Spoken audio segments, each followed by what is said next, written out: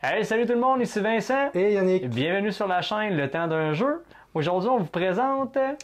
Alors, la fin de semaine passée, on a assisté à un gros événement au Québec, un des gros événements au Québec dans le domaine du jeu de société. Ça s'appelle le Delirium Ludique. Au passage, on veut dire un gros merci à Jeff Savoie et à toute son équipe de bénévoles qui nous a offert encore un merveilleux événement. Mais pendant cet événement, évidemment, c'est un événement où on joue aux jeux de société. Et puis, on a joué à des jeux qu'on connaissait, on a joué à des jeux qu'on ne connaissait pas, donc on a appris des nouveaux jeux. Pour ma part, j'ai joué à 16 jeux de société, dont 8 nouveautés pour moi. Donc, puis sur ces nouveautés, on a eu, je pense, Vincent et moi, des gros coups de cœur, puis pas mal les mêmes choses. Donc, on va vous parler de ces coups de cœur après le générique.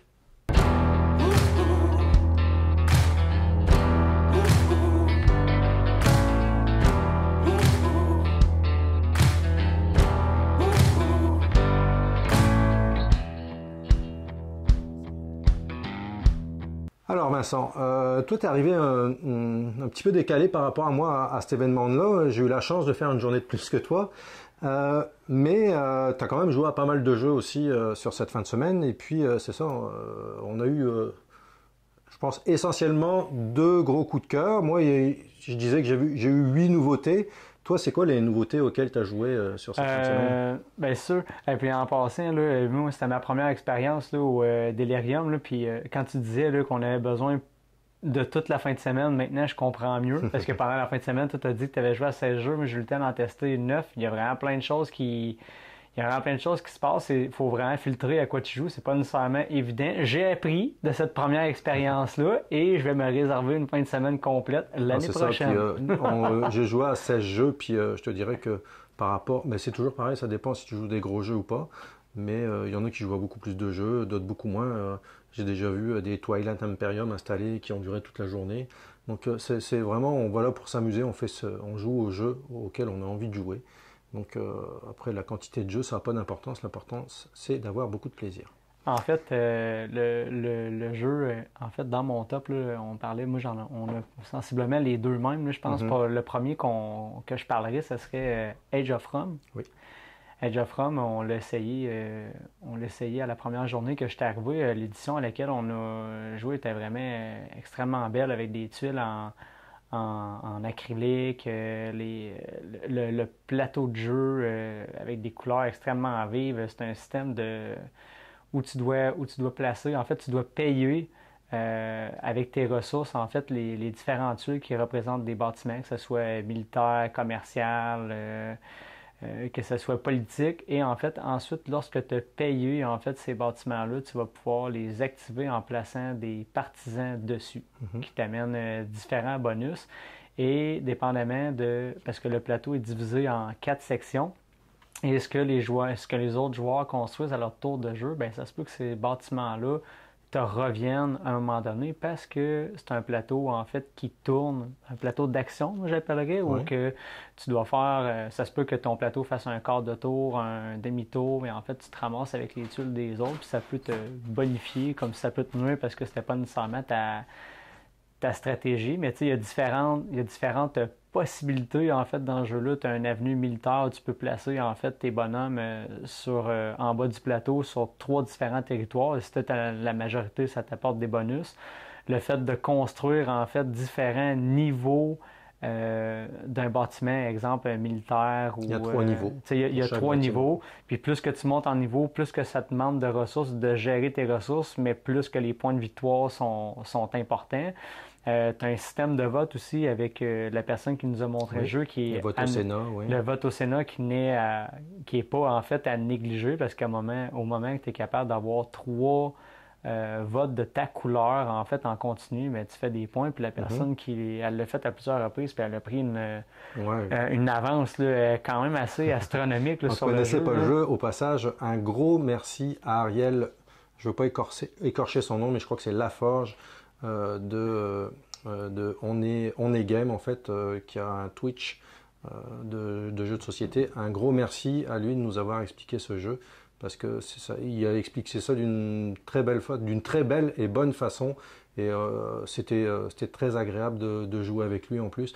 Donc c'est lui effectivement qui avait mis beaucoup de votes au Sénat, puis on le laissait faire, puis à un moment donné on l'a vu partir, on a dit oula, va peut-être falloir faire quelque chose. Donc ouais, c'était une première expérience pour nous aussi. Là, mais une très très belle production. On avait vu, quand on l'avait essayé, on n'a pas pu se le faire expliquer. La première version qu'on avait vue, c'est la version retail. Elle est super bien, la version retail. Puis on a vu celle, justement, avec les tuiles en acrylique, tout ça, vraiment un gros wow.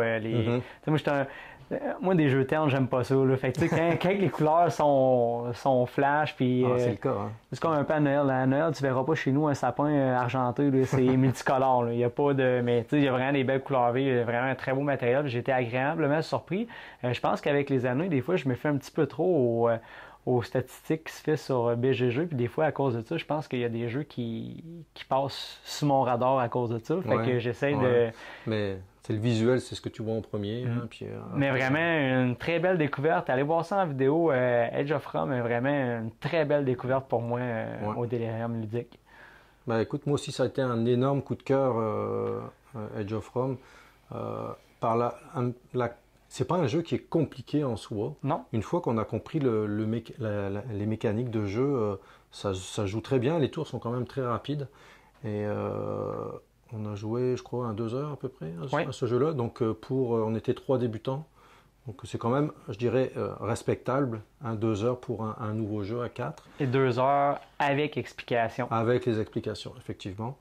Et donc, tu le disais, beaucoup de façons de marquer des points. On peut marquer des points pendant la partie, on peut marquer des points de fin de partie avec ses objectifs. Vraiment un jeu qui est quand même très complet, pose de tuiles, gestion de ressources, gestion de ses ouvriers, parce que quand on va monter sur la piste de points, on va pouvoir débloquer des nouveaux partisans qui vont pouvoir nous permettre d'acheter des nouveaux bâtiments, etc. Donc ça monte de façon exponentielle. Vraiment un très gros coup de cœur aussi pour moi, Edge of Rome. Sinon, pour toi, un autre jeu qui t'a allumé pendant cette fin de semaine-là?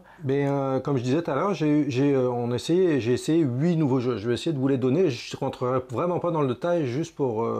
on a joué à Ecosystem, là, un petit jeu de cartes qui joue très rapide. Ma conjointe a d'ailleurs fait un tournoi d'Ecosystem. C'était très agréable. Veil of Eternity aussi, auquel on a joué, qui était le fun. Ça faisait un moment qu'on voulait jouer. On n'avait jamais eu l'occasion, puis très agréable aussi.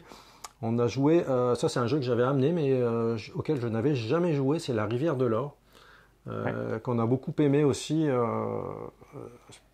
Pas à dire que c'est un coup de cœur, mais presque. On a beaucoup aimé ce jeu-là. Donc Edge of Rome, pardon, je bafouille, qui était une nouveauté aussi. Chasseur de tête, un petit jeu d'ambiance d'un auteur québécois dont je m'excuse, j'ai oublié le nom, mais je vais le mettre en commentaire en bas. Mais tu vois là, ce jeu-là, c'est pas celui qui m'a... tu sais, parce que c'était la salle aussi qui avait plein de petits jeux familiales et tout ça. Moi, j'ai joué à Bomb Buster. Oui. Puis Bomb Buster, c'est essayé en équipe d'essayer de désamorcer les bombes. Tu as plusieurs scénarios, en fait, qui vont de 1 à 66, puis c'est de plus en plus difficile. J'ai adoré ça, ce travail-là d'équipe où on essaye de guesser. En fait, toutes comment je pourrais dire ça? Tes connectiques de bombes ont des numéros. Certains sont jaunes, certains sont rouges. Et il faut que tu essayes de défausser tes numéros avec ton équipe sans exploser, en fait, en ne coupant pas les fils jaunes ni les fils rouges. Parce qu'à chaque fois que tu coupes les mauvais fils, ben tu perds comme une vie. Là, comme une vie que tu perds jusqu'à temps que tu meurs. Puis si tu coupes le fil rouge, ben t'es mort automatique. Fait tu sais, c'est un jeu où tu dois guesser ce que les autres joueurs ont. C'est pas nécessairement évident. Fait que c'est pour ça que je pense de 1 à 66, de commencer avec les scénarios de base, c'est aidant. Tu pourras pas ouvrir la base de hey, je vais commencer au niveau 66 où c'est que j'ai 22 fils rouges puis qu'au premier check que je vais faire, je vais mourir. Il y a quand même une progression dans le jeu, mais je pense qu'il y a une belle rejouabilité. tu sais, est-ce que, tu sais, on s'entend, là, c'est un jeu familial, là, on parle pas de la même qualité Non, non, non, vraiment qu'un pas. Age of Ra, mais tu sais, pour un filler, le début de veillée ou de fin de veillée ou, tu sais, à avoir du plaisir, moi, j'ai beaucoup aimé là, la dynamique de jeu, puis c'est un jeu qui joue quand même très rapidement, puis c'est pas tant compliqué. C'est sûr que toi, quand on l'avait essayé, on était à la dernière journée, plus fatigué, les Ouais, règles ouais. rentraient moins aussi, mais Puis on l'a même pas fini la partie en plus, donc ouais, on l'a fini, je sais plus. Mais non, on n'avait pas, c'est probablement pas toutes les règles, on a mal joué. hmm. Donc Mais Bomb Buster, allez checker ça, là. Il y a des vidéos là, qui en parlent. Là. Vraiment un beau petit jeu familial aussi, que ça met de l'ambiance puis le party un peu. Là. Beaucoup apprécié Bomb Buster. Là. un autre jeu auquel j'ai joué, c'est Festival, un jeu de feu d'artifice où il faut essayer de reproduire des, euh, des feux d'artifice en fait sur son plateau par rapport à certains objectifs. On a trouvé ça sympathique, on a fait deux parties et puis au bout de la deuxième partie on a dit ouais on va vite tourner en rond là-dessus. Donc bon, agréable mais c'est pas un jeu que j'aurais dans ma ludothèque. Et le dernier, c'est, je pense que pour toi aussi, ça a été le gros coup de cœur de la fin de semaine. C'est un jeu qui est présentement en campagne sur Kickstarter et c'est le jeu Natera. Donc de deux auteurs québécois, leur premier jeu, mais quel jeu, quel jeu. On les a rencontrés super sympathiques, Oui. très, très populaires en fait. Là, ils avaient apporté 5-6 exemplaires, c'était tout le temps sur les tables. C'est sûr que quand tu gères en explication 5-6 tables, c'est pas nécessairement évident parce Ah que ouais, ouais. ça va être dans le sujet de notre prochaine critique, fait qu'on n'en dira pas trop, mais juste pour dire que c'est vraiment une très très belle production pour un premier Wow. jeu. Ouais, ouais. J'ai trouvé ça phénoménal, puis quand même assez costaud comme jeu quand on commence à l'apprendre. Des belles stratégies, de belles façons de faire des points. Mm. Mais bref, Natera, vraiment une belle découverte qu'on va vous parler dans une prochaine vidéo Ouais. plus en détail. Moi, je l'avais vu passer sur Kickstarter et puis j'avais regardé en diagonale. J'avais dit oui, bon. Puis j'avais vu pareil une vidéo en diagonale. Oui, bon, bah, sans plus, mais il faut y jouer. Il faut y jouer, puis je vous garantis que si au premier abord vous dites ouais, ce jeu il n'a pas l'air terrible, vous pouvez changer votre fusil d'épaule. Là. C'est vraiment un jeu extraordinaire. Puis on va vous refaire, c'est ça comme Vincent le dit, on va vous refaire une vidéo là-dessus, beaucoup plus complète avec les règles, etc. Puis euh, si vous voulez avoir un jeu extraordinaire dans vos prochains Kickstarter, allez backer ça. Moi, je leur ai dit, vous avez gagné un backer sur Kickstarter là, parce que c'est vraiment. Toi, je sais que c'est pas ton truc, tu vas attendre qu'il sorte et puis que quelqu'un le revende. Hein. Ouais, c'est souvent le même. Mais bref, on vous en dit pas plus, mais dans un autre ordre d'idée, tu sais, on parlait de jeux parce que tu as nommé certains jeux en rafale. Tu sais, toi, je sais que tu l'avais déjà essayé à plusieurs reprises. Moi, c'était la première fois que je l'ai essayé. Moi, si c'est un jeu qui date de 2022, c'était Planète Ankno. Oui. J'ai vraiment beaucoup aimé le système de tuiles rotatif où le joueur, dans le fond, va sélectionner en fait sa tuile. Puis après ça, où il a fait sa sélection, ben les autres vont sélectionner le tuile vers en face d'où ils sont, puis poser ça sur leur planète, puis essayer de faire un combo avec les couleurs des tuiles. Un jeu vraiment rapide. Je pense pas que de ralentissement tant que ça, que tu sois à 2 ou à... Je sais pas c'est quoi le Tu joues maximum de... simultané, de toute façon. Donc, C'est ça, tu joues simultané. c'est 7 joueurs, me semble. C'est ça, j'ai vraiment aimé ça. Je pense pas que ça ralentit tant que ça. C'est pas un jeu aussi que tu as 10 millions d'options non plus. Fait que ça se fait quand même très rapidement. J'ai vraiment aimé le jeu. La seule affaire que j'aime moins, je pense, c'est moi là, les petites planchettes là, que c'est juste un carton. Là. Ouais. Je suis pas vraiment très fan parce qu'avec le temps, tu sais, même si on prend soin de nos jeux, on s'entend que ça risque de s'effriter rapidement. Ouais. Puis quand on dit prendre soin de Si on nos veut. jeux, ben c'est relatif à chaque joueur. Hein. Ouais, ouais. Fait que, Ouais. mais sinon pour le reste, là, les mécaniques, la façon de scorer, c'est très simple, les tours de jeu sont rapides, puis vu que c'est en simultané, ben, tu as le temps d'en faire plusieurs. Fait, souvent, tu ah oui, ok, ça marche demain, on en refait un autre, parce que tu sais que tu n'es pas parti pour 2 heures.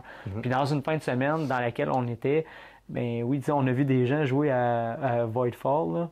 Là. Eux autres étaient partis pour une coupe d'heure.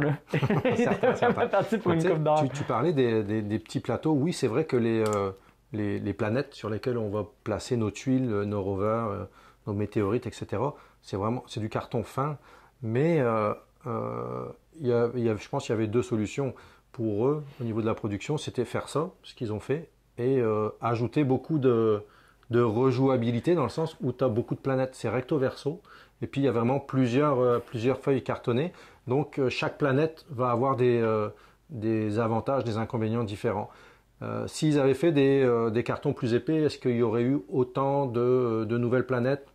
Je ne sais pas, peut-être pas. En même temps, ça leur a augmenté le coût ça du a jeu. augmenté le coût de production aussi. Donc, en même temps, je voulais te dire, avant qu'on termine cette petite chronique-là, il me reste un dernier jeu à te parler. Tu sais, Yannick, depuis qu'on se connaît, j'ai essayé de passer outre le fait du visuel, soit du jeu ou des boîtes, tu sais, je vais en venir. Et je voulais te parler de Terracotta Army. oui. Honnêtement, là, mon Dieu, que cette boîte de jeu-là est lettre. Je sais pas pourquoi t'as fait là. Ouais, j'aime ça. Mon Dieu, que c'est lettre. Là, quand tu parles du jeu, tu dis, ah oui, c'est un jeu où on gère une armée en terre cuite de soldats de Chine. T'es là, oh my god. Puis au final, c'était vraiment malade. Tu l'as aimé. Ouais, c'était vraiment cool. Je pensais pas, mais tu sais, en fait, là, quand on monte le jeu, tu as une belle sélection de tuiles. Moi, j'appelle ça des tuiles rotatives d'action. Où oui. Une tuile rotative. Un disque, en fait. Oui, un disque de plusieurs couches. Je sais que tu peux les tourner pour arranger tes actions en posant tes meeples dessus. Tu sais, as tes petits, des gros meeples. Et ces actions-là vont te permettre d'aller sélectionner des fois des mecs qui vont t'apporter des ressources, différents bonus pour placer certains types d'armures, soit des archers, des guerriers. Oui, dans ton mausolée, en fait, tu vas poser ton armée de terre cuite qui est en plastique. Faut le signaler. Ça fait bizarre de dire. On en parle, ça me fait rire parce que j'en reviens pas que j'ai trippé pour un jeu en tout cas, bref. Mais tu sais, tout ça pour dire que les actions qu'on fait sur les bonhommes qu'on pose sur les actions, c'est quand même très simple. On essaie de gérer nos ressources, de placer les armées. Puis là, le problème, il vient quand tu viens les poser dans le mausolée. Tu as une façon de placer tes soldats pour faire un maximum de points, un peu comme un jeu de majorité, en fait. Ouais, un jeu de majorité, mais tu sais, de Tetris aussi, de comment t'enlignes tes affaires. Ouais. Puis au début, c'est pas si peu quand tu les places parce qu'il n'y a pas beaucoup de bonhommes. C'est au fur et à mesure qu'il y en a. Tu sais, là, ceux là, qui veulent évaluer toutes les options, là oublie ça, là, t'es pas fini. Là. Non, c'est paralysis, analysis obligé. Non, c'est ça. Est-ce que c'est le plus beau jeu que j'ai vu sur la Terre? Non. C'est vraiment très fade dans le sens pour moi, pour les couleurs puis tout ça. J'étais armé de terre cuite. Je suis pas tant sûr. Mais Flemmet, au niveau de... J'ai vraiment aimé la sélection des actions à travers la roue rotative sur plusieurs étages. La façon de sélectionner tes actions, j'ai vraiment aimé ça. Puis au final, c'est pas tant compliqué. Je pense que là aussi que ça devient le plus compliqué, c'est dans le mausolée. Plus que la partie avance, plus que ça devient compliqué. Et là, je pense que ça rallonge les tours de jeu à cause de ça. Là. Oui, effectivement. C'est plus tu mets de personnages dans le mausolée, plus ça devient compliqué d'en placer un autre parce qu'il faut que tu réfléchisses à comment tu vas le placer et quel personnage quel soldat tu vas placer pour que ça te rapporte à toi un maximum de points, sachant que ton placement va peut-être aussi avantager quelqu'un d'autre. Donc à chaque fois, il faut calculer. Donc effectivement, les derniers tours peuvent être un petit peu plus longs. Ouais. Mais une belle découverte pour moi. Fait que la morale de cette histoire, c'est ne vous fiez pas aux boîtes de jeux lettres. Ça veut rien dire. Essaye-le, tu te feras ton idée après. Fait que est-ce que tu avais d'autres choses à parler au niveau de tes découvertes, au niveau du Delirium ludique? Non, moi j'ai fait pas mal le tour des jeux auxquels j'ai joué. Après, il y a d'autres jeux auxquels j'ai joué, des jeux que je connaissais déjà, dont je parlerai pas, des jeux plus classiques, puis sur lesquels il y a eu, ça a déjà été vu en long, en large et en travers. Donc, non, j'ai fini. Fait que si jamais il y en a là, qui ont été à cet événement-là, on aimerait vous partager en commentaire les jeux que vous aviez essayés, qui ont été des belles découvertes. Et sur ça, ne manquez pas la prochaine vidéo sur Natera, où on a pris certaines photos du jeu. On a pris des photos avec les auteurs du jeu. Fait qu'on va vous faire la critique du jeu avec ce qu'on a essayé. Et c'était notre chronique, en fait, sur les jeux qu'on a essayés. C'était Vincent. Et Yannick. Et on vous dit à la prochaine. Salut!